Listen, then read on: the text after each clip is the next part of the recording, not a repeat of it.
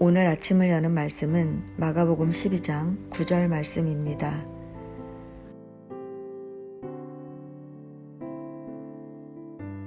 포도원 주인이 어떻게 하겠느냐? 와서 그 농부들을 진멸하고 포도원을 다른 사람들에게 주리라. 아멘. 본문은 악한 포도원 농부들의 비유를 이야기합니다. 말씀을 통해 내 삶의 주인이 누구인지, 참된 그리스도인이 어떻게 살아가야 하는지 살펴보도록 하겠습니다. 한 사람이 포도원을 만들어 농부들에게 새로 주고 타국에 갔는데 소출을 얻을 때가 되자 포도원 소출 얼마를 받으려고 한 종을 보냈습니다.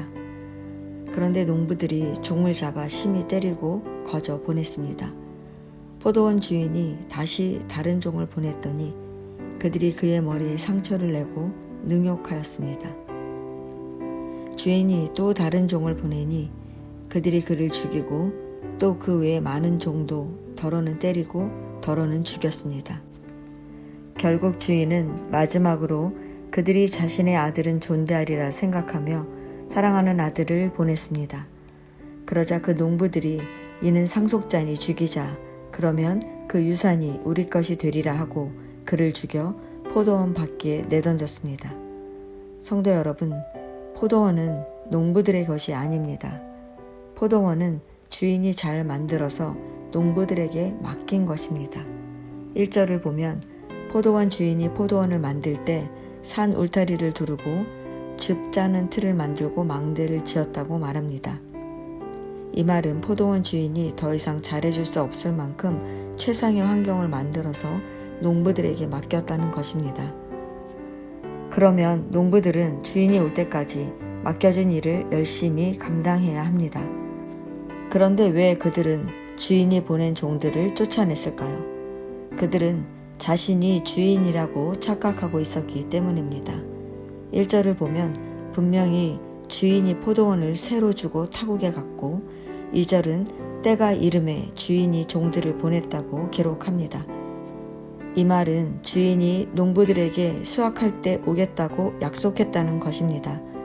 물론 당시의 법에 의하면 상속자가 없는 땅이나 3년 동안 주인이 소출의 이익을 받아가지 않으면 그 경작지가 소작인의 소유가 되는 법이 있었습니다. 그러나 농부들은 주인과 약속했기 때문에 소출의 얼마를 주인에게 주어야 할 의무가 있었습니다. 그런데 농부들은 욕심에 눈이 어두워져서 소출의 얼마를 주인에게 주지 않고 전체를 자신들이 차지하려 했습니다. 그래서 그들은 주인이 보낸 종들을 때리고 심하게 상처 입히고 모욕하고 죽이기까지 했습니다.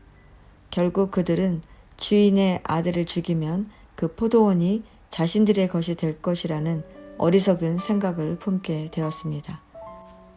이런 상황에서 포도원 주인은 어떻게 하겠습니까? 주인은 와서 그 농부들을 진멸하고 포도원을 다른 사람들에게 준다고 말합니다. 여기서 포도원 주인은 하나님이고 농부는 대제사장들과 서기관들, 즉 유대 종교 지도자들입니다. 이 비유는 하나님께서 예수님을 믿지 못하고 자신의 생각대로 살아가는 유대 종교 지도자들에게 예수님이 누구신지를 알려주시는 말씀입니다. 예수님은 시편 118편 22절 말씀처럼 버려진 돌 같지만 죽음과 부활을 통해 인간을 구원하시는 분이십니다. 예수님은 모퉁이 돌처럼 교회의 기초가 되셔서 교회를 통해 우리를 하나님의 자녀로 회복하시는 분이십니다. 그런데 유대 종교 지도자들은 이를 알지 못했습니다. 하나님은 포도원 주인이 계속해서 종들을 보냈듯이 예수님이 누구신지를 깨닫게 하려고 끊임없이 선지자들을 보내셔서 말씀하셨지만 그들은 깨닫지 못했습니다. 이 얼마나 어리석은 일입니까?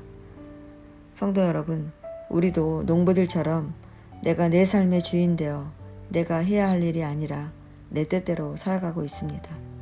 그러나 우리가 기억해야 할 것은 내 삶의 주인은 내가 아니라는 것입니다.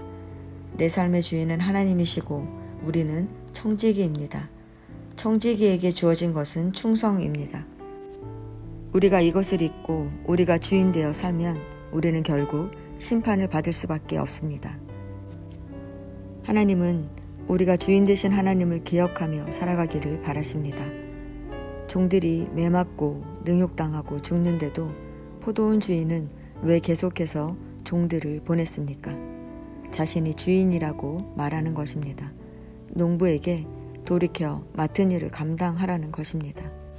성도 여러분, 우리가 하나님이 주인이심을 믿고 산다는 것은 내 생각을 버리는 것입니다. 농부들이 주인의 아들을 죽이면 포도원이 자기들 것이 될 거라 착각한 것처럼, 그리고 유대 종교 지도자들이 예수님을 구원자라 여기지 않고 능욕하고 죽인 것처럼 우리의 생각은 어리석습니다. 때로 하나님께서 우리에게 말씀하시는 것들이 이해되지 않고 더 좋은 방법이 있다고 생각할 수 있겠지만 우리에게 주어진 몫은 하나님께서 명하신 일을 감당하는 것입니다. 그렇지 않으면 하나님은 우리가 감당할 일을 다른 사람에게 맡기실 것입니다. 성도 여러분, 연약한 우리가 하나님의 일을 감당한다는 것은 축복입니다. 나는 능력이 없다. 나에게 맡겨진 일이 너무 많다. 꼭 내가 해야 하냐? 불평하지 마시기 바랍니다. 하나님은 우리가 꼭 감당해야 할 일을 맡기실 뿐 아니라 감당할 능력도 주십니다. 그러므로 어떤 일을 맡기시든지 맡겨주심에 감사하며 충성을 다해야 합니다. 그러면 하나님은 우리를 통해 뜻을 이루시고 기뻐하십니다. 오늘도 내가 청지기임을 잊지 말고 주인 되신 하나님의 말씀에 충성을 다하며 사시기를 소망합니다.